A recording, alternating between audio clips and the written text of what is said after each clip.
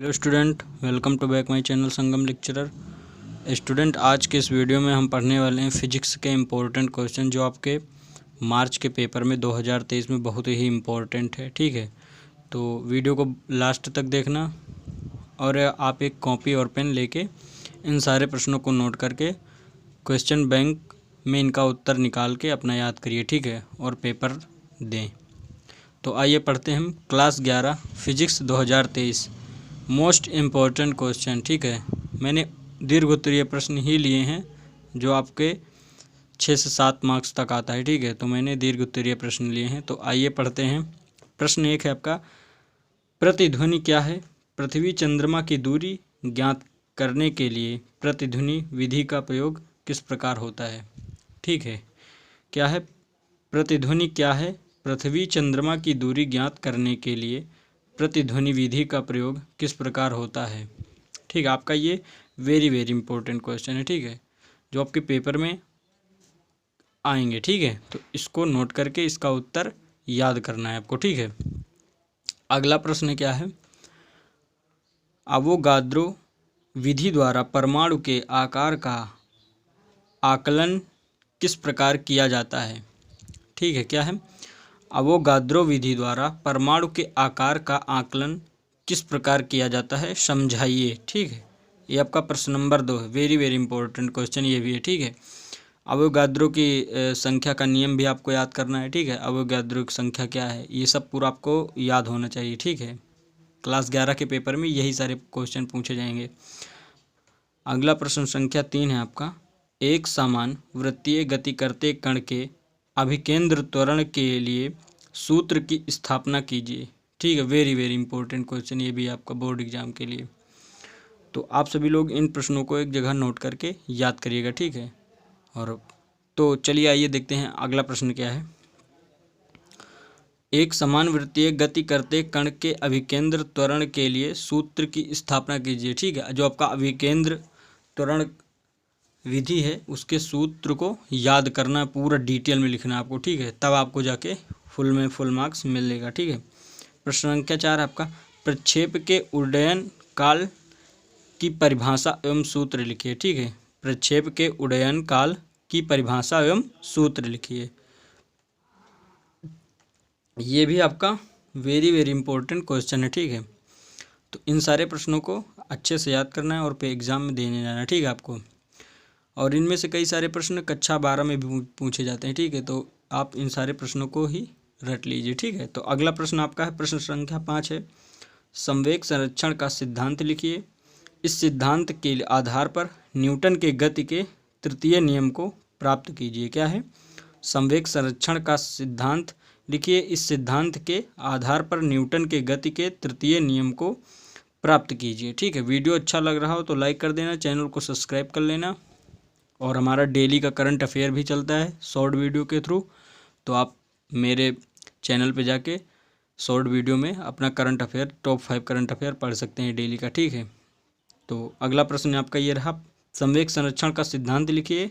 इस सिद्धांत के आधार पर न्यूटन के गति के तृतीय नियम को प्राप्त कीजिए। वेरी इंपॉर्टेंट क्वेश्चन जो आपका कक्षा 12 में भी पूछा जाता है। ठीक है, इसको रट लें आप, एकदम से फिक्स कर लें आप, बहुत ही इंपॉर्टेंट क्वेश्चन है आपका।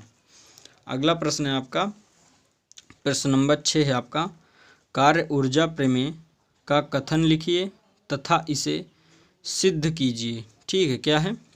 कार्य ऊर्जा प्रमेय का कथन लिखिए तथा इसे सिद्ध कीजिए। ठीक है, कार्य ऊर्जा प्रमेय का आपको पूरा डिटेल में लिखना कि कार्य ऊर्जा क्या है, कहाँ प्रयोग होता है। ठीक है, ये सब पूरा आपको डिटेल में लिखना है।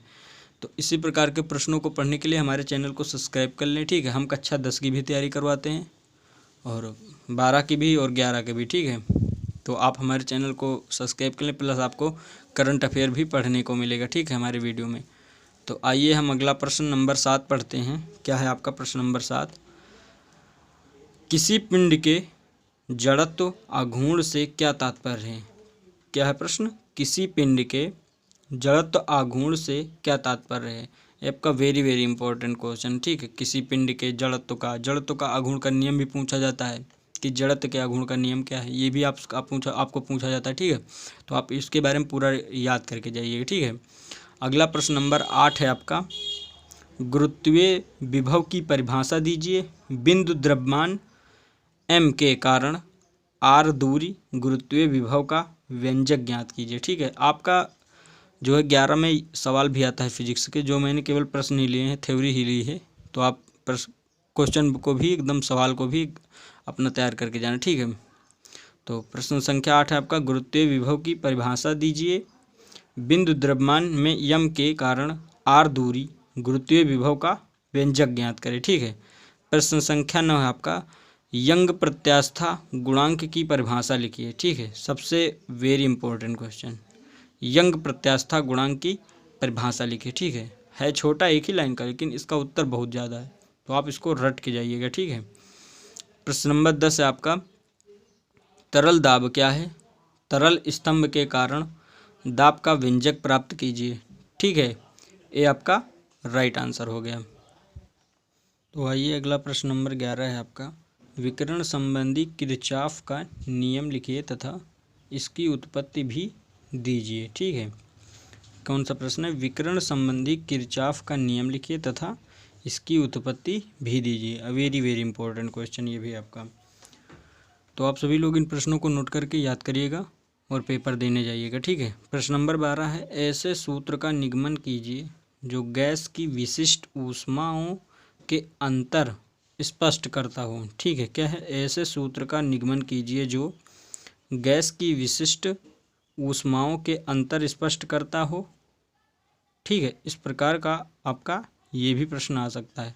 तो आप वेरी वेरी इंपॉर्टेंट है, क्वेश्चन को रट के इसका उत्तर भी एक बार लिख लेंगे जो प्रश्न याद करेंगे, और फिर याद करना है, याद करके जाना है। ठीक है, इस प्रकार से आपका 12वां क्वेश्चन हो गया।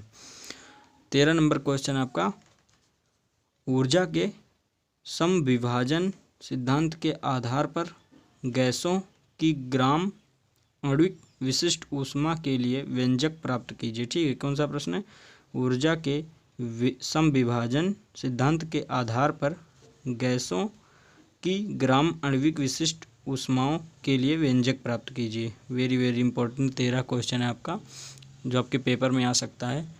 तो आप इन सारे प्रश्नों को नोट कर लीजिए। ठीक है, अगला प्रश्न आपका प्रश्न नंबर 14 है, सरल लोलक से क्या तात्पर्य है?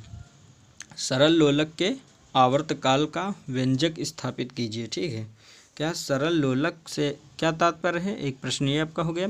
और सरल लोलक के आवर्तकाल का व्यंजक स्थापित कीजिए। वेरी वेरी इंपॉर्टेंट क्वेश्चन है, हर बार लगभग अभी तक के 11वें के पेपर में ये आया है। ठीक है, तो आप इन सारे प्रश्नों को नोट करके और याद कर लीजिएगा। ठीक है, अगला प्रश्न आपका नंबर है 15, किसी माध्यम में अनुदैर्ध्य तरंगों की चाल के लिए न्यूटन का सूत्र लिखिए। आदर्श गैस के लिए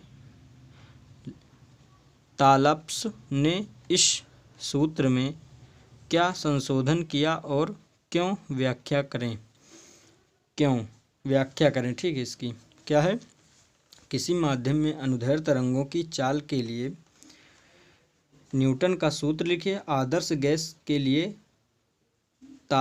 तपलास ने इस सूत्र में क्या संशोधन किया है और क्यों?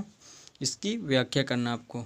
वेरी वेरी इंपॉर्टेंट क्वेश्चन है। ठीक है, इसलिए इन सारे प्रश्नों को याद करिएगा। ठीक है, आप तो आइए इसके स्क्रीनशॉट ले लें आप सभी लोग और घर में आराम से नोट करिएगा, याद करिएगा। ठीक है, वीडियो अच्छा लगा हो तो लाइक कर देना, चैनल पर नए हो तो सब्सक्राइब कर लेना, और ये सारे प्रश्न अपने फ्रेंड के साथ ज़रूर शेयर करना। ठीक है, ताकि वो भी जान सकें, और अपने फ्रेंडों के साथ भी ये चैनल को शेयर करें। हम कक्षा 10 की भी तैयारी, संपूर्ण तैयारी कराते हैं। ठीक है, तो चलिए हम मिलेंगे किसी नेक्स्ट वीडियो में। आज के लिए बस इतना ही। Thank you.